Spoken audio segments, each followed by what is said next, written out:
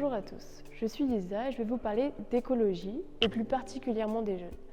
Entre nous, que font concrètement les jeunes pour l'écologie de nos jours?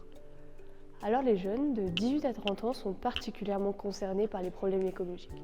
En effet, la plupart des jeunes, depuis leur naissance, connaissent les soucis engendrés par le réchauffement climatique et franchement, ceux-ci sont nombreux.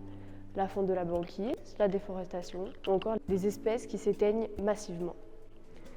Mais qu'est-ce qui est mis en place dès le plus jeune âge pour le développement durable? Eh bien, il y a par exemple du mouvement dans les écoles. Le développement durable a été intégré dans les programmes scolaires.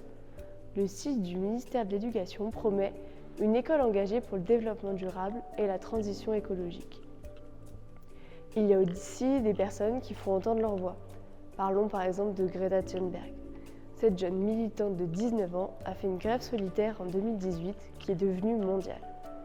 Elle est aussi connue pour son discours à l'ONU où elle accuse les leaders mondiaux de trahir la jeunesse. En 2019, notre lycée Léonard de Vinci a pris part dans cette lutte. Suite à une pétition lancée sur Instagram, le lycée a organisé un sitting qui a rassemblé 100 personnes. Suite à ça, les participants ramassaient des déchets dans la cour et près du lycée. Aujourd'hui, la plupart des jeunes se disent prêts à consommer mieux, mais pas forcément moins. Des solutions à ce problème ont bien sûr été trouvées. La seconde main est devenue très prisée. Les transports en commun et le covoiturage ont vu le nombre d'utilisateurs augmenter fortement. Aujourd'hui, près de 140 000 personnes font du covoiturage sur de longs trajets. 63% des déchets sont maintenant triés et recyclés.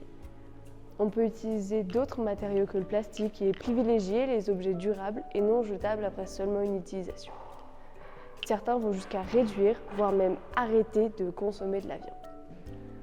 Mais bien que les jeunes agissent, ils ne veulent pas le faire seuls.